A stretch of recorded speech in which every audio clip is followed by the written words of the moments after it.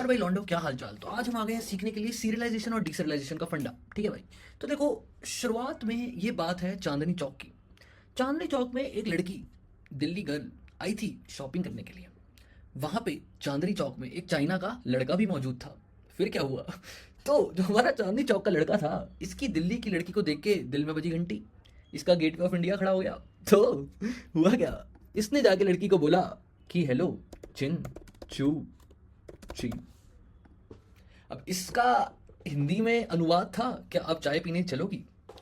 लेकिन लड़की ने जब सुना चिंचू ची, तो लड़की ने अपनी चप्पल उठा के चाइना के लड़के को धुन दिया। अब दिक्कत क्या हुई, जरा सोचो। लड़के ने तो अपनी जगह से सही बात बोली थी, लड़की को वो बात पल्ले नहीं पड़ी, जो कि जनरली लड़कियों को नहीं पड़ती। लेकिन इस बार क्या इशू था, इस बार इशू था लैंग्वेज बैरियर था। क्यों लैंग्वेज बैरियर था? क्योंकि जो दो एंटिटीज यहाँ पे इन्वॉल्व हैं, वो अपने अंदर इंफॉर्मेशन एक अलग तरीके से स्टोर करते हैं, जो कि दूसरे को पल्ले नहीं पड़ती। यहीं पर अगर बीच में गूगल ट्रांसलेट लेके आ जाते तो क्या होता, बड़ा सिंपल होता। वो चिन चू ची को डालता गूगल ट्रांसलेट में, गूगल ट्रांसलेट उसको अनुवाद करके लड़की को बता देता कि यार ये कह रहा है चाय पीने चलोगी।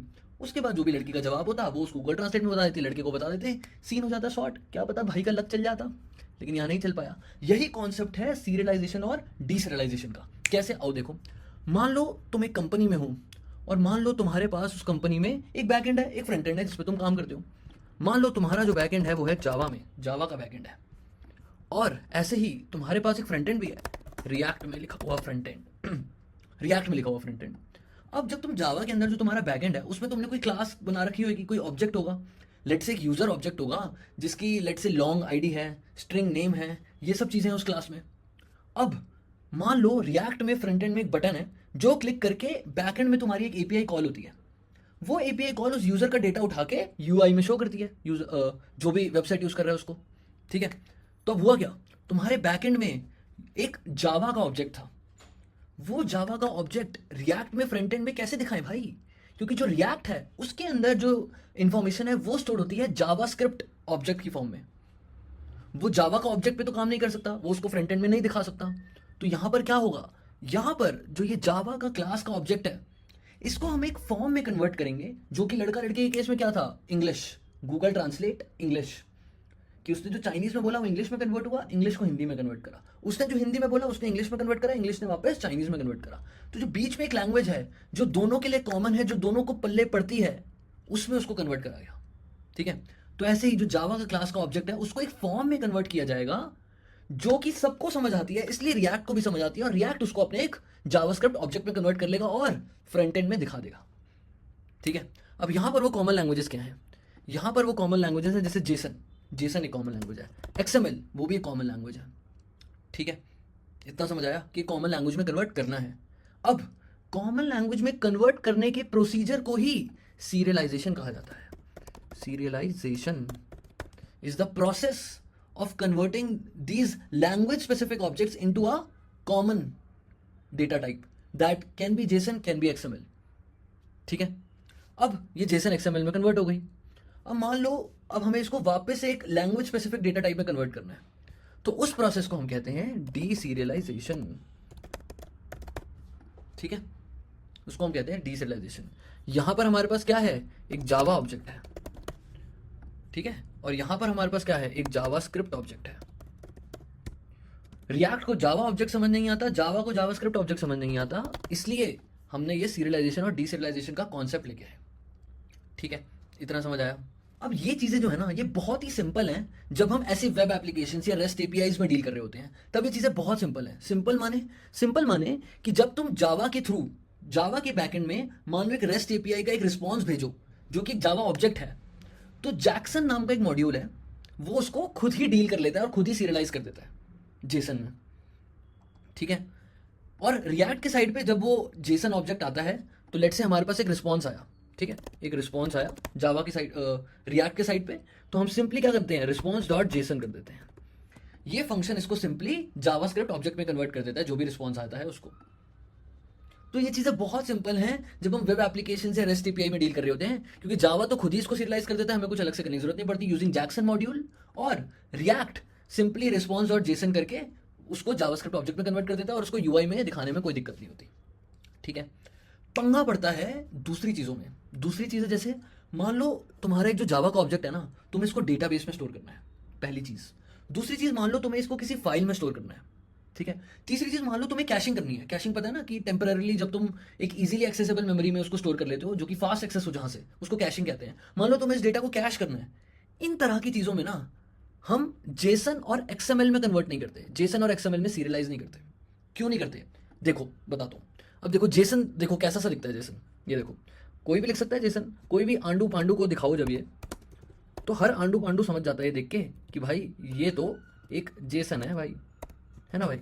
हर बंदा समझ जाएगा कि भाई ये तो जेसन लिखी है, ए की वैल्यू 1 है, बी की वैल्यू 2 है। क्यों समझ गए? क्यों आंडू पांडू समझ गए देख के? इसलिए समझ गए क्योंकि बहुत ही ह्यूमन रीडेबल चीज़ है ना। और जितना ये ह्यूमन रीडेबल है, जितना ये टेक्स्ट बेस है, उतना ही ज़्यादा इनएफिशिएंट है। इनएफिशिएंट मतलब स्टोर करने के लिए बहुत स्पेस लेती है। सीरियलाइज करना, डीसीरियलाइज करना थोड़ा सा कंप्यूटिंगली ज़्यादा बड़ा टास्क है, ठीक है। तो ये सब ठीक है, रेस्ट एपीआईज में, वेब एप्लीकेशंस में चल जाता है और रिक्वायर्ड भी होता है कि थोड़ा ह्यूमन रीडेबल हो ये जो सीरियलाइज्ड पैकेज है हमारा।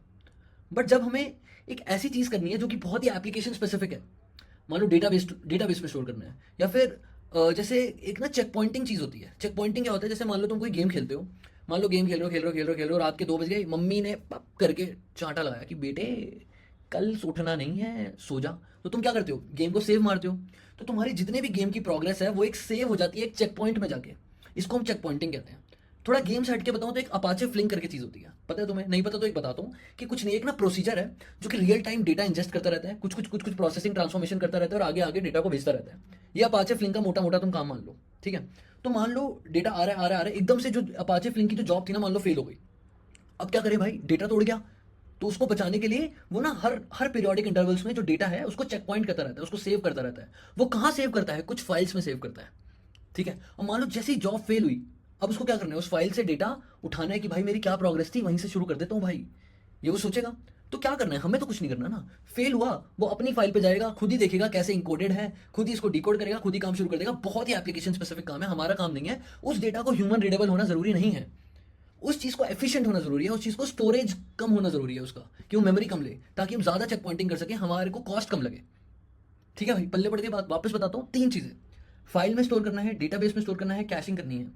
फाइल में स्टोर करने का एक तुम्हें मैंने को एग्जांपल्स बताया कि चेक पॉइंटिंग वगैरह वाली चीज़ों में यूज़ होता है, ठीक है। तो ऐसी जो चीज़ें हैं वहाँ पर हम डेटा जेसन या एक्सएमएल में नहीं कन्वर्ट करते, वहाँ पे हम डेटा कन्वर्ट करते हैं बाइट स्ट्रीम में। बाइट स्ट्रीम मशीन को जो समझ है, स्टोरेज कम लेती है, ज़्यादा एफिशिएंट होती है, ठीक है। अब बाइट स्ट्रीम में कन्वर्ट करने के लिए हमारा जो जावा का ऑब्जेक्ट है वो सीरियलाइजेबल होना ज़रूरी है। ऐसी कोई भी कंडीशन पिछले केस में नहीं थी, इस केस में है, अगर हमें बाइट स्ट्रीम में कन्वर्ट करना है तो। जैसे कि मान लो मैंने एक डेटा क्लास बनाई, डेटा क्लास यूज़र। इसके आगे मैं ये लिख दूंगा कॉलन सीरियलाइजेबल। ये सीरियलाइजेबल क्या है? java.io.serializable एक मॉड्यूल होता है, उसको तुम इंपोर्ट मारते हो, जो कि एक इंटरफेस है, ठीक है। वो इंटरफेस तुम यहाँ पे कर देते हो एक्सटेंड यूज़र के लिए।